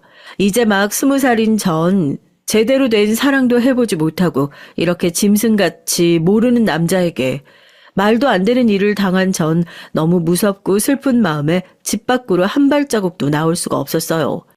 이모는 제가 근무하던 병원에서 제가 무단으로 결근한 지 며칠째라는 연락을 받고 집으로 급히 찾아왔습니다. 진양아, 이게 어떻게 된 일이니? 아니, 네 꼴이 왜 이런 거야? 이모, 나 이제 못 살아요. 나 어떡해요? 험한 꼴을 당했던 제 얘기를 듣곤 이모는 그 자리에서 벌떡 일어나서 나가셨어요. 이모는 우리 오빠에게 이 얘기를 했고 둘이 그 못된 놈을 찾아 나섰다고 합니다. 몇 시간 뒤에 저에게 몹쓸 짓을 한 그놈을 끌고 오빠와 이모가 집에 들어왔어요. 그놈은 집에 오기 전 이미 우리 오빠에게 이곳저곳 엄청 두들겨 맞은 모양이었습니다. 이 새끼야? 이 새끼가 너한테 그런 짓 한 거 맞아? 전 다시 본 그 남자의 얼굴을 제대로 볼 수 없어 눈길만 흘끔거리다가 겨우 고개를 끄덕였어요. 오빠는 다시 그놈의 배를 주먹으로 퍽퍽 2대를 쳤습니다. 그놈은 으억하며 아픔을 참지 못하고 방바닥에 주저앉았어요. 내 딸 어쩔 거야, 어? 어떻게 책임질 거냐고! 요즘 분들은 믿기지 않으시겠지만 옛날에 여자가 이런 일을 당하면 경찰에 가서 신고하는 일은 흔하지 않았어요. 소문이 나버리면 이미 몸을 내준 여잔 그 동네에서 살 수도 없을 뿐더러 할 수 있는 방법은 그 남자에게 시집가는 것뿐이었죠. 그놈은 사실 병원에서 일하는 제가 좋았더라며 자기가 데리고 살겠다고 그 자리에서 약속을 했습니다. 이렇게 전 번갯불에 콩 구워 먹듯 결혼식이 뭔가요? 그저 다음 날부터 그 남자의 집에 들어가 살게 됐습니다.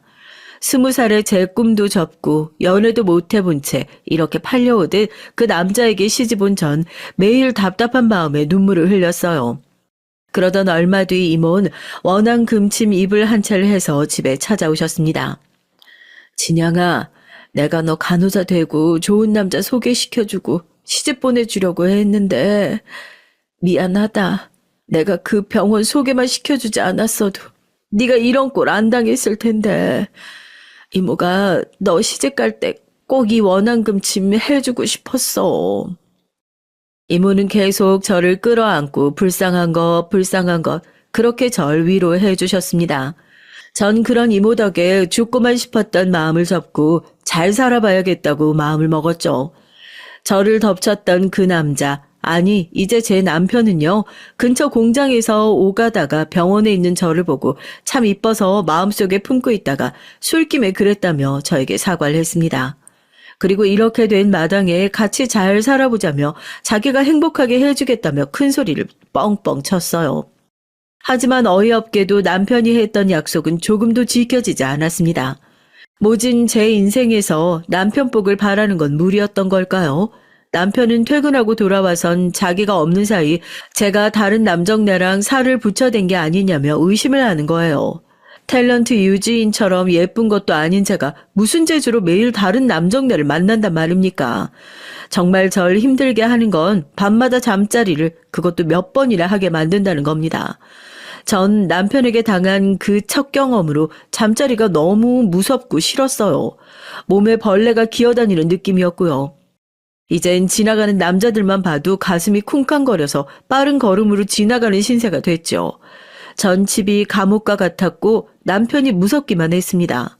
도무지 정이 붙질 않았어요. 그날도 퇴근하고 돌아온 남편은 또 절 손찌검해가며 외출은 했는지 다른 놈팽이랑 뭘 한 거냐며 되지도 않는 소리를 짓거리며 절 덮치더니 2번이나 그 짓을 하고는 골아 떨어져 자고 있었습니다.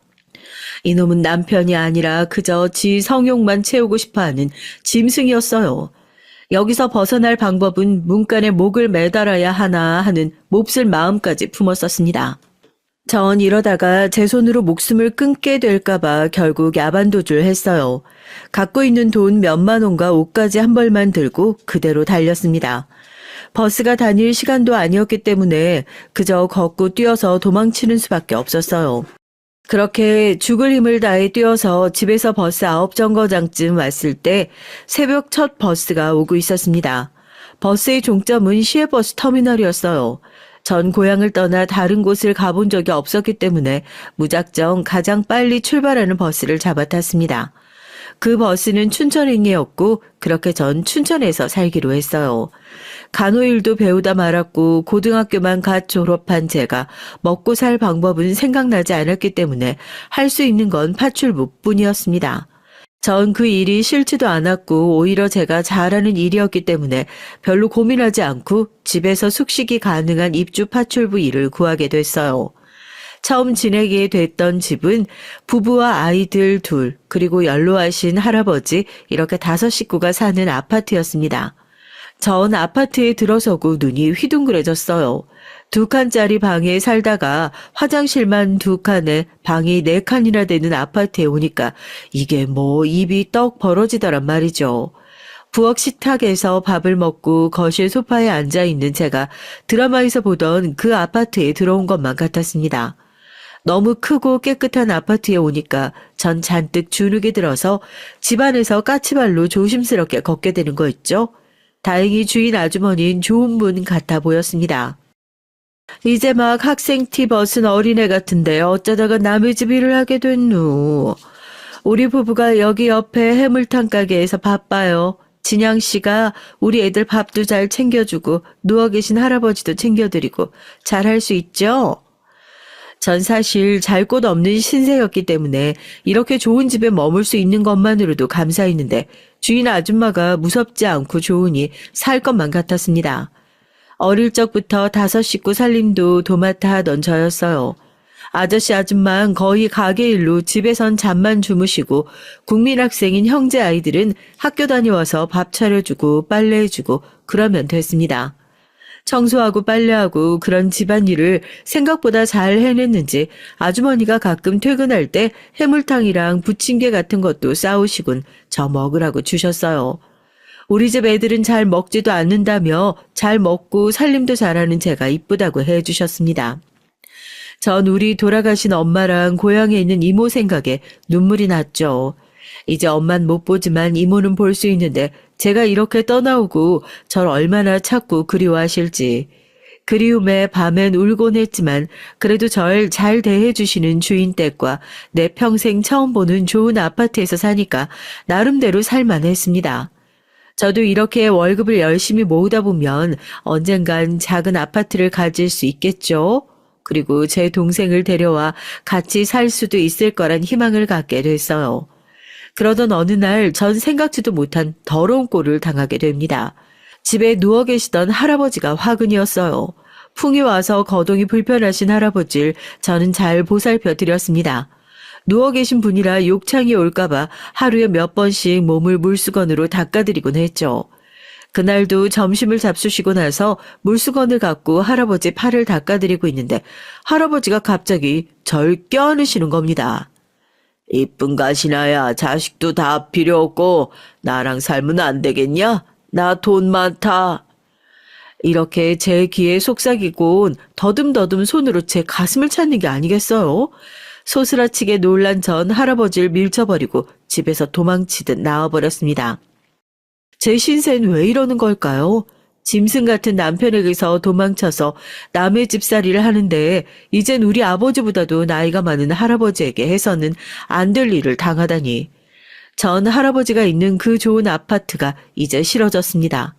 무서워져서 돌아갈 엄두가 나지 않았어요. 갈 곳 없이 터덜터덜 걷다가 전 정말이지 춘천후에 몸을 던지고만 싶었습니다. 죽기 전에 우리 식구 목소리라도 듣고 싶어서 전 우리 집에 전화를 걸었어요. 언니 맞아? 그동안 어디 있었어? 아픈 데는 없고? 그동안 형부가 언니 바람나서 도망쳤다고 우리 집에 와서 행패를 있는 대로 부리고 갔어. 그리고 언니 숨겨둔 거 아니냐며 잊을만 하면 한 번씩 와서 집을 뒤지는 거 있지? 그런 인간이랑 못 살겠어서 도망간 거지? 언니 잘했어. 아빠랑 오빠는 언니 찾아서 형부랑 합친다지만 난 아니야. 그런 놈이랑 언니가 어떻게 계속 살겠어. 안 그래? 진수가 나 죽고 싶어서 너한테 전화한 거야. 근데 네 목소리 들으니까 네가 너무 보고 싶다. 내가 그동안 남의 집살이 하다가 또 이런 더러운 꼴을 당하니까 내 신세가 너무 원통하고 더러워서 더 못 살겠어. 여동생은 절 타이르고 울음을 진정시키며 위로해 주었어요. 그리고 제가 있는 춘천으로 와서 이모와 둘이 함께 만났습니다. 이모는 절 보자마자 뛰어와서 안으며 등을 손으로 토닥거려가며 울었어요. 우린 서로 만난 기쁨의 눈물을 흘리며 그간 제가 지냈던 얘기를 들려줬습니다. 그렇게 기운을 차리고 나서 전 이번엔 남자 식구가 없는 집을 찾기 시작했어요. 다행히도 엄마와 두 자매가 사는 집에서 급히 파출부를 구하고 있다고 해서 그곳에 가게 됐죠. 아니, 이렇게 어린데 집안일을 할 수 있으려나? 내가 베테랑 아줌마 보내달라고 그렇게 얘기를 했는데, 아유, 이런 걸 데려왔어. 첫 만남부터 주인 아줌마는 범상치 않아 보였습니다. 그리고 집도 낡고 허름한 주공 아파트에 방이 2칸뿐이었어요.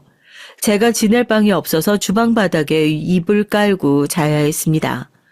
처음엔 여자가 셋이나 되는데 왜 입주 가정부가 필요할까 의아했는데 하루가 지나지 않아 그 이유를 알게 됐죠. 40대인 주인 아줌마와 제 또래 나이인 언니, 고등학생인 동생인 딸내미들까지 모두 손 하나 까딱 안 하는 게으른 여자들이었어요. 그리고 이 여자들은 어찌나 오시며 화장하는 데 시간을 들이는지 외출을 하고 난 뒤 집은 정말이지 폭탄 맞은 것 같았습니다. 집안일에 도 같은 저도 혀를 내두르지 않을 수 없는 지경이었죠. 주인 아줌마는 남편과 이혼하고 받은 위자료와 딸들 양육비로 생활비를 쓰는 것 같았습니다. 아직 젊고 건강한데 나가서 별다른 일도 하지 않아 보였어요. 가끔 밤에 옷을 빼입고 화장도 진하게 하고선 외출하고 자정 무렵 들어오긴 했습니다. 딸들이 하는 얘기론 돈 많은 어떤 사장님하고 연애를 하는데 그 집 부인 자리를 꿰차려고 하는지 열을 올리고 있다고 하네요. 그래서 여긴 작은 아파트지만 해야 하는 일은 전보다 훨씬 많았습니다. 우선 세 여자가 일정한 시간에 일어나서 제 할 일을 열심히 하는 사람들이 아니었기 때문에 각자 자기 일어나고 싶은 시간에 아침 8시도 있고 10시도 있고 심지어 정오를 넘기고서 일어나는 경우도 종종 있었죠. 전 그들이 제각기 일어나는 시간에 맞춰서 밥을 차려야 해서 하루에 몇 번이나 상을 차리고 치우는 일을 해야 했어요. 제 일과는 아침 6시에 일어나서 둘째 딸 도시락을 싸는 것을 시작으로 밤까지 세 여자의 뒤치다거리를 하느라 온종일 바쁘게 집안일을 해야 했습니다. 그리고 왼종일 옷을 입었다 벗었다 하는 통에 빨랫감은 어찌나 많은지요. 속옷과 실크로 된 옷은 세탁기 돌리면 상한다고 추운 겨울에도 찬물로 손빨래를 시켰습니다. 하지만 이런 집안일보다 절 더 힘들게 하는 건 그 세 사람이 저를 식모, 아니 그 이하의 취급을 하는 것이었어요. 다들 어찌나 하나같이 인성이 되어 먹지 못한 것인지 주인 아줌마부터 저보다 어린 둘째까지 절 식모라고 불러대며 말은 또 어찌나 버릇없이 기분 나쁘게 하는지요. 주인 아줌마는 자기 기분이 안 좋은 날엔 화풀이 대상으로 절 세워놓고 잘못한 일이 없는데도 네가 어디서 굴러먹었는지 모르겠어. 출신도 모르는 천한 걸 우리 집에 들여놓으니 내가 마음이 놓이겠니? 자꾸 일 그딴 식으로 하면 월급 한 푼도 못 줄 줄 알아. 이렇게 꾸지람을 했죠. 그런데 이게 무슨 일입니까? 급기야 전 뺨까지 맞는 어처구니 없는 일이 벌어졌어요. 자기 반지 하나가 없어졌다며 다짜고짜 아줌마가 저를 보고 내놓으라는 게 아니겠어요? 우리 집에 없는 집안이었다 해도 전 그런 도둑질을 모르고 살아온 사람입니다. 없으면 없는 대로 살지 남의 것 훔치진 않아요. 억울한 마음에 전 아줌마에게 제 할 말을 똑똑히 했어요. 아주머니, 그렇게 제가 의심이 되시면 제 가방과 짐을 뒤져보세요. 그렇게 찾았는데도 없으면 절 의심하신 거 사과하셔야 돼요. 철썩하고 아줌마는 바로 제 뺨을 갈겼습니다. 우리 아버지도 내 뺨을 때린 적은 없었는데 무슨 일이. 너무 억울하고 속상해서 그대로 서서 흐르는 눈물을 닦고 있었죠. 어머, 쟤 좀 봐. 진짜 억울한가 보지? 그런데 도둑년들이 원래 연기도 잘해요. 엄마, 반지 있나 얼른 뒤져보자고요. 하고 두 모녀가 제 가방과 짐들을 마구 풀어 헤쳐놨어요. 그렇게 뒤져도 반지가 나오지 않자 이내 제가 다른 곳에 숨긴 모양이라며 둘이 TV를 켜고 드라마를 보며 깔깔대고 보는 게 아니겠어요. 정말 천박하고 못돼 먹은 사람들이었죠. 전 그날 밤 다짐했습니다. 암만 내가 남의 집살이를 하더라도 사람다운 사람하고 살아야지. 이렇겐 못 살겠다. 차라리 남의 집 살이를 할 거라면 정말 부잣집에서 살고 싶었습니다. 그리고 제대로 배운 사람들이라면 이렇게 목대 먹지 않았을 것만 같았어요. 다음날 전 눈 뜨자마자 인력사무소를 찾았습니다. 사장님, 너무하셨어요. 절 그런 집 식모 자리로 보내시는 법이 어딨나요? 참 난처하네. 미안하네 아가씨. 하도 아가씨가 급히 갈 데가 필요하다고 해서 남은 자리가 그 집뿐이라 그랬네. 그 집 아줌마가 많이 힘들겠나? 얼굴 보니 대충 사정은 알겠네. 대신 내가 이번엔 좋은 집 소개시켜 줄게요. 사장님, 참말로 미안하시다면 저 부잣집 최고로 교육 잘 받은 사람들이 사는 진짜 부잣집으로 보내주세요. 사장님은 난처해했어요. 그런 곳은 아무나 연결 못 해주는 데다가 전문 가사 도우미 교육을 받은 사람들만 요구한다고요. 저도 아직 젊고 또 그 교육을 받을 테니 좋은 자리가 생기면 제일 먼저 절 소개시켜 주기로 약속을 받아냈습니다. 그 길로 전 그 막대 먹은 집에 들어가서 짐을 싸고 나오면서 처음으로 속 시원하게 퍼붓고 나왔습니다. 저 오늘부터 이 집 일 안 해요. 당신들 인생이 불쌍해서 이번 달 월급은 안 받고 나가줄 테니까 돼지우리 같은 집에서 잘 살아보세요. 제 말에 열이 받은 주인집 아줌마 눈을 희번덕거리며 제 머리채를 잡으려고 했죠. 하지만 힘이 세도 제가 더 세지 않겠어요? 아줌마 있는 힘껏 밀쳐버리고 제 옷을 탁탁 털고 웃으면서 그 집을 나섰습니다. 인력소 사장님은 종로구에 있는 하우스메이드 학원에서 실습 교육을 받아야 한다고 했어요. 학원에서 등록하는데 학원비가 글쎄 내가 받았던 월급의 절반이나 됐습니다. 그리고 하우스메이드가 무슨 이름이냐고 했더니 영어로 가정부를 그렇게 부른다면서 그날부터 전 열심히 상류층 집의 가사일 교육을 받았어요. 제가 배웠던 식으로 하면 부잣집에선 싫어하고 체계적이고 위생적으로 해야 한다는 걸 학원에선 강조했습니다. 청소할 때 쓰는 세제부터 고급 식기를 다루는 법까지 온통 처음 만져보는 외제 고급 제품이었죠. 무엇보다 사람을 상대하는 일이기 때문에 진심을 다하고 집안에 관련된 얘기를 절대 밖에서 발설해서는 안 된다는 얘기를 많이 들었습니다. 그렇게 교육과정을 마치고 드디어 면접을 보게 됐어요. 성북동, 평창동, 한남동 이런 부잣집이 많은 동네에 처음 가봤죠. 거긴 버스도 안 다니고 높다른 담벼락 안에 별 세상인 집들이 가득한 동네였습니다. 제가 살아왔던 그런 동네들과는 영 딴판이었죠.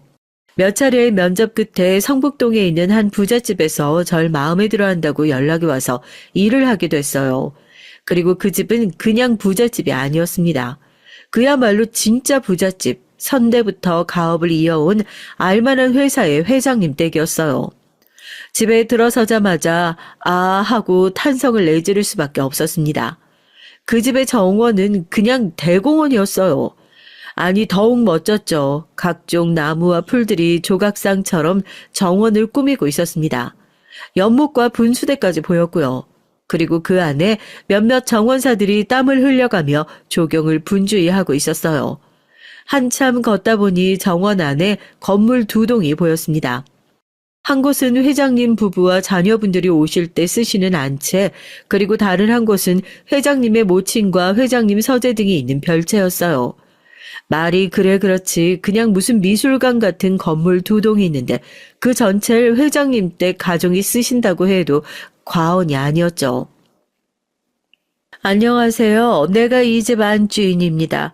업체에서 좋은 성적으로 교육 이수했다고 사장님의 추천이 있어서 어린 나이에도 불구하고 우리 집으로 불렀어요. 아직 나이가 어려 보이는데 결혼은 하셨나요? 예, 결혼은 안 했습니다. 부끄럽게도 전 거짓말을 했어요. 결혼을 하기까지의 추잡한 사연을 알면 이 집에서 그대로 절 내칠까봐 두려웠죠. 그리고 전 그 인광과 혼인신고도 하지 않았으니까요. 아직 결혼을 안 했으면 호칭을. 그래요, 미스 박이라고 부를게요. 사모님은 정말 눈이 가는 예쁜 얼굴을 가졌어요. 탤런트 장미희를 닮은 갸름한 얼굴에 길고 쭉 뻗은 예쁜 코, 희고 고운 피부를 가졌죠. 몸매는 어찌나 날씬하신지 애도 안 낳은 저보다 더 야리야리하니 참으로 가늘었습니다. 하지만 그런 외모와 달리 목소린 단단하고 엄격했어요. 사모님, 두통이 있으신데 이런 일쯤은 저에게 맡기고 쉬십시오. 미스박, 따라와. 아, 사모님보다 더 무섭고 사납기까지 한 사람이 있었습니다. 이 집에서 모두 이 실장이라고 부르는 이 집 모든 하우스 메이드들의 책임자였죠. 다른 사람들은 고향에 따라서 상주댁이나 미세스 김 이렇게 부르는데 자신만은 꼭 이 실장이어야 한다고 아래 것들이나 저런 호칭을 쓰는 거라며 어쩌다 누가 하만댁이라고 하면 몸서리를 치게 싫어했어요. 어쨌든 전 그런 이 실장님을 따라서 직원 휴게실로 들어갔습니다. 미스 박, 네가 여기서 제일 어리고 미숙하니까 앞으로 이 집에서 돌아가는 모든 일은 나에게 보고하고 나에게 질문해. 여기선 입단속이 제일 중요한 거 교육받았을 거야. 네 입 조심하라고. 이 실장은 얼굴을 제 바로 앞까지 들이밀면서 입단속을 시켰어요. 제가 이 집에서 맡은 일은 별채에 머물며 회장님 모친이신 큰사모님을 모시는 일이었습니다. 제가 처음 배웠을 때 큰사모님의 연세는 68세셨죠. 별채에 가서 큰사모님께 인사를 드렸을 때 큰사모님은 휠체어에 앉아 계시고 거동이 불편한 몸이셨습니다. 큰사모님은 뇌경색으로 5년 전부터 거동이 불편하니까 각별히 신경 쓰도록, 특히 치매가 있는지 자꾸 원래 계시던 안채에 오려고 하시네. 사모님이 싫어하시니까 조심하고. 몸도 안 좋지만 정신도 온전치가 않으니 뭐 너 같은 애송이가 맞는 게 제일이지. 근데 시장이나 어디 나가서 큰사모님 얘기 퍼뜨렸다가 내쫓길 줄 알아? 이 집에서 큰사모님은 제대로 대접을 못 받으시는 눈치였습니다. 아무리 편찮으셔도 그렇지 명색이 가장 큰 어르신인데 사모님이 효부는 아닌 모양이었어요. 전 무서운 안채 사모님들보다 오히려 큰 사모님을 모시게 되어 마음이 편했습니다. 우리 큰 사모님은 마음도 정말 넓고 따스한 분이었거든요. 전 받은 지시사항대로 큰 사모님의 약을 챙겨드리고 목욕 등 위생관리, 특히 식사하실 때 늘 옆에 붙어서 큰 사모님 이 반찬 입에 맞으세요? 요즘 봄철이라 쑥향이 그만이에요. 저 어릴 때도 엄마랑 쑥 캐고 다녔는데 이 도다리 쑥국에 밥 비벼서 한번 드셔보세요. 이렇게 이런저런 얘기를 해가면서 큰사모님의 친구가 되어드렸죠. 우리 진양이도 한 입 먹어봐라. 나는 소화가 안 돼가 많이 못 먹어. 네부터 먹으래. 그래. 네는 엄의 생각 많이 나나. 나도 그렇다. 나이가 들어도 엄의 생각은 늘 나는 기라. 그렇게 큰사모님은 그런 저를 이뻐하셨어요. 이 큰 부잣집 집안일에도 익숙해지고 좋은 큰사모님과 이렇게 잘 지내는 지금의 하루하루가 너무 감사했습니다. 월급은 또 얼마나 많게요. 지난번 그 악독한 새 모녀 집에선 월급 60만 원도 제대로 못 받았는데 여기선 3배가 넘는 돈이 매달 꼬박꼬박 제 통장에 들어왔죠. 전 건사할 자식도 없고 쓸 데도 없어서 이 돈 중 얼마를 아버지에게 보내드리고 또 나중에 여동생 시집 갈 때 해줄 예물비 적금을 부었습니다. 그렇게 평탄하던 어느 날 전 가슴이 철렁한 일을 겪었어요. 큰 사모님이 안채 사모님 방 복도에 쓰러져 계신 걸 발견한 겁니다. 코랑 가슴에 귀를 대어보니 숨쉬는 것도 약하셨고요. 바로 전담 의사를 불러 위기를 넘겼죠. 소식을 듣고 사모님과 이 실장이 왔습니다. 미스박, 이게 어떻게 된 일이에요? 왜 어머님이 안채 그것도 내 방에 쓰러져 있던 거야? 내가 넘어오지 못하시게 하라고 그렇게 주의를 주지 않았나? 전 제 귀를 의심했습니다. 시어머님이 쓰러지신 게 걱정이 된 게 아니라 안채 자기 방으로 오신 게 더 그녀에게 놀라운 일이었나 봐요. 사모님, 아무래도 큰 사모님이 예전에 쓰시던 방으로 자꾸 착각해서 그동안 안 그러시더니 또 제가 미스박을 단단히 혼을 내겠습니다.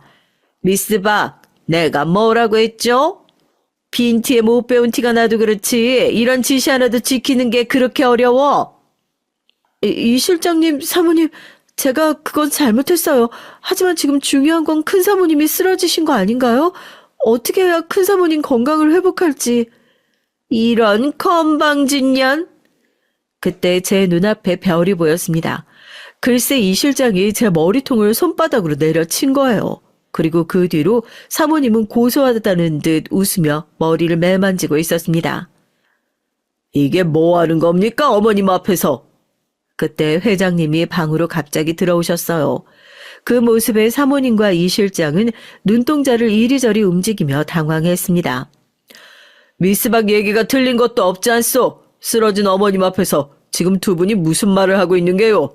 어머니가 걱정되시도 않소? 회장님은 아버님 회사를 물려받은 뒤 30년 넘게 잘 경영해서 지금의 큰 기업으로 만드신 자수성가의 상징이었어요. 하지만 회장님은 집안에서 별다른 말을 하는 분이 아니었습니다. 그런 회장님이 이렇게 사리분별할 줄 아는 효자인 걸 전 오늘 알게 됐죠. 전 그 앞에서 무릎을 꿇고 간청을 드렸습니다. 회장님, 제 잘못입니다. 큰 사모님의 모든 순간을 놓치지 않고 지켜드려야 했었는데 한 번만 용서해 주세요. 그리고 송구하지만 제 청이 하나 있습니다. 오늘 느꼈어요. 큰 사모님이 위중하실 때 응급처치라도 할 수 있는 사람이 있어야 한다고. 제가 그 일을 할 수 있게 해주세요. 6년 전에 간호 일을 배우다 말았는데 허락해 주신다면 그 일을 좀 더 배워서 큰 사모님을 지켜드리고 싶어요. 이게 무슨 되먹지 못한 소리야? 그 어려운 일을 고졸이 네가 어떻게 한다고. 지금 집 나가서 농땡이 부릴 속셈이지? 일리가 있군. 그래, 내가 허락하고 학비 지원해 줄 테니 열심히 배워보시오.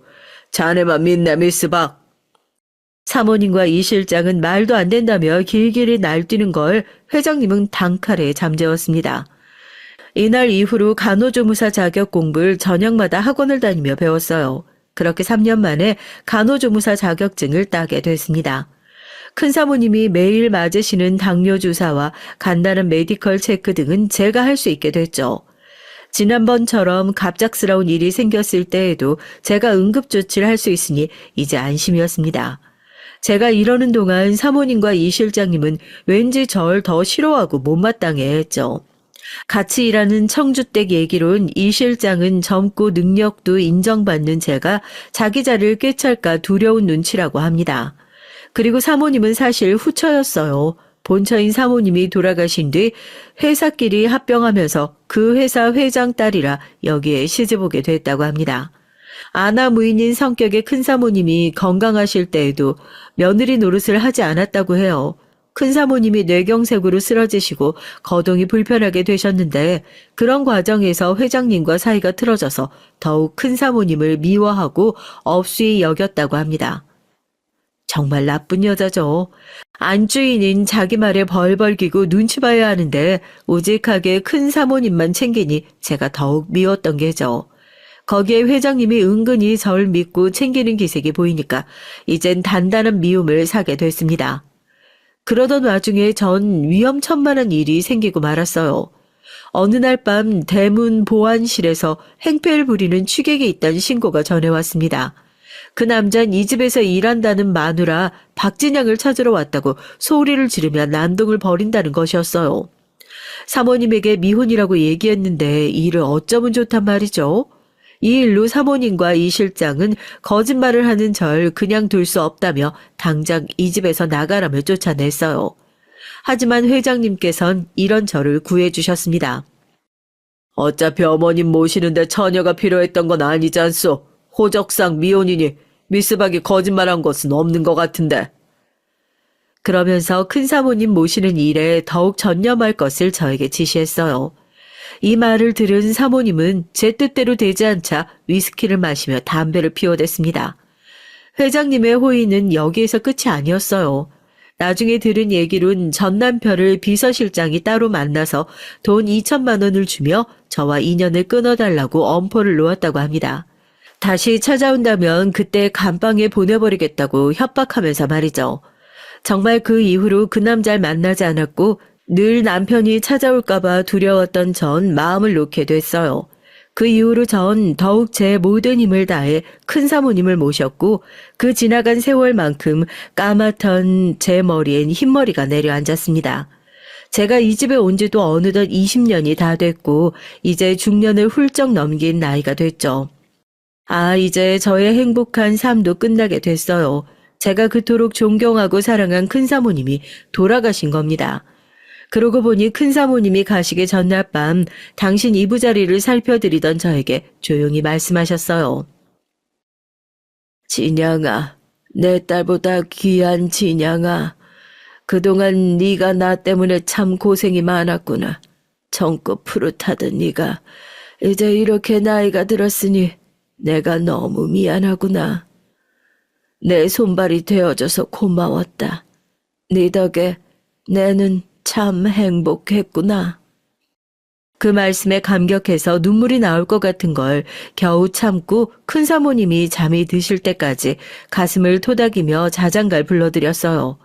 그런데 다음날 아침에 그 곤히 자고 계신 모습으로 숨을 쉬지 않고 계신 거예요. 전 아버지가 돌아가셨을 때보다 엄마가 돌아가셨을 때보다 더 크게 울고 더 깊이 좌절하고 슬퍼했습니다. 크고 화려한 이 감옥 같은 궁궐에서 오로지 제 마음의 안식처는 큰 사모님이셨고 큰 사모님 역시 절 의지한 우린 둘도 없는 친구였기 때문이죠. 큰 사모님의 장례식을 치르는 동안에도 전 온 힘을 다해 편안히 모시고자 했어요. 아이고 그렇게 거만 떨더니 이제 끈 떨어진 갓신세 다 됐네. 이 실장은 이런 슬픈 날 뭐가 좋은지 희죽거리고 있었죠. 정말 이제 달려들어 눈썹을 뽑아버리고 싶었습니다. 장례식장에 들어오자마자 사모님은 저를 불렀어요. 사모님은 저를 보고 당장 짐을 싸서 나가라고 했습니다. 사실 저도 큰 사모님도 안 계신 이 집에 더 이상 지내고 싶은 마음이 눈꼽만큼도 없었어요. 전 조용히 일어나서 바로 제 짐을 챙기고 이 집을 나섰습니다. 대문까지 걸어 나오면서 눈이 내리더라고요. 그 눈을 맞으며 전 20회의 세월 동안 이 집에서 울고 웃었던 날들을 기억했습니다. 처음엔 으리으리한 이 집이 좋았던 철없던 20대에서 이제 마음 둘 곳 없어 나오니 그 집은 그저 껍데기만 큰 텅 빈 집과 다를 게 없더군요. 공허하고 헛헛한 마음 한편 후련한 느낌도 있었던 것 같아요. 그렇게 나와서 전 이모 댁으로 향했습니다. 아버지도 돌아가신 전 이제 친정이라곤 이모밖에 떠오를 수밖에 없더군요. 이제 환갑이 넘은 이모는 누구보다 절 반겨주셨습니다. 전 이모랑 같이 한 입을 덮고 누워서 그간의 세월 얘기를 하고 큰 사모님이 대해주신 따뜻한 기억을 함께 나누며 울었어요. 그렇게 전 큰 사모님을 잃은 슬픔을 이모와 지내며 조금씩 삭히고 있었습니다. 그러던 어느 날이었어요. 제가 회장님 댁을 나오던 날처럼 눈이 펑펑 내리던 아침이었죠. 우리 이모 집 앞에 각이 진 크고 빛나는 승용차가 서 있었습니다. 그 차는 바로 회장님의 차였죠. 회장님은 저를 보시고 차에 타라고 한마디만 하시곤 아무런 말씀 없이 계셨어요. 어디론가 가는 차 안에서 회장님과 단둘이 조용히 있으려니 전 너무 어색했지만 회장님의 뜻이 있으시려니 하고 가만히 앉아 있었죠. 차는 경기도 양평의 한 호숫가가 보이는 시골 마을에서 멈춰섰습니다. 회장님이 차에서 내리시는 걸 보고 저도 뒤따라 내렸죠. 그리고 내려선 제 앞에는 바로 제 그림이 있었습니다. 무슨 말이냐고요? 제가 어린 시절부터 그렸던 새하얀 2층 집이 눈앞에 있었어요. 마당은 눈을 맞아 새하얗게 되었다는 것이 다를 뿐 늘 마음이 힘들 때면 방바닥에 엎드려서 그려왔던 제 꿈의 집이 바로 그 앞이었습니다. 어머님이 생전에 말씀하셨습니다. 우리 미스박이 내 수족처럼 도와주는데 해줄 것이 별로 없다고요. 당신이 돌아가시고 나서도 미스박이 잘 지낼 수 있게 보살펴달라고 제게 부탁까지 하셨죠. 어느 날 미스박이 이런 집을 그리고 있는 걸 보고 내가 장난스럽게도 한 장 몰래 감춰뒀다가 건축가에게 지시했어요. 이런 멋진 집 실제로 지어보라고. 이 집은 당연히 미스박의 집입니다. 그동안 우리 어머니를 자식인 나보다 더 잘 보살펴줘서 정말 고마웠어요. 이렇게 말씀하시곤 회장님은 제 앞에서 눈물을 보이셨어요. 한 기업의 회장으로 그토록 과묵하고 자신을 내비치지 않으셨던 그분이요. 회장님은 제 손을 잡고 함께 집 안으로 들어가서 하나하나 저희 집을 구경하셨습니다. 필요한 것이 있거나 불편한 곳은 비서실장에게 바로 얘기하라고 말씀하시곤 제게 물어보셨어요. 미스 박, 혹시 불편하지 않다면 내가 여기에 가끔 별장처럼 와봐도 되는지. 당연하죠, 회장님. 저와 회장님이 함께 지은 집인걸요. 큰 사모님이 자주 드셨던 따뜻한 보이차 놓고 있을게요. 언제든지 놀러 오세요. 그렇게 전 웃으며 회장님을 보내드렸습니다. 한평생 남의 집살이를 하던 전 이제 오로지 저만의 집을 청소하며 꾸미며 인생을 즐기게 됐어요. 의리의리하기만 한 사람의 온기가 없는 그런 회장님 댁이 아니라 아름다운 호숫가가 보이는 푸른 정원에서 강아지 2마리가 뛰노는 그런 집에서 말이죠. 현재 전 우리 이모와 텃밭에서 쌈채소와 배추도 심어서 수확해가며 정말이지 소소하고 행복한 일상을 지내고 있습니다. 여러분, 제 얘긴 여기까지예요. 어릴 때부터 찢어지게 가난했지만 열심히 착하게 살다 보니 로또보다 더한 행운이 찾아와서 이렇게 좋은 집에서 살게 됐네요. 힘들고 어려운 일이 생기더라도 꼭 좋은 일은 찾아오는 법이니까요. 우리 구독자분들에게도 늘 좋은 행운이 함께 하시길 바라봅니다. 제 부족한 글 읽어주신 여러분께 감사드립니다.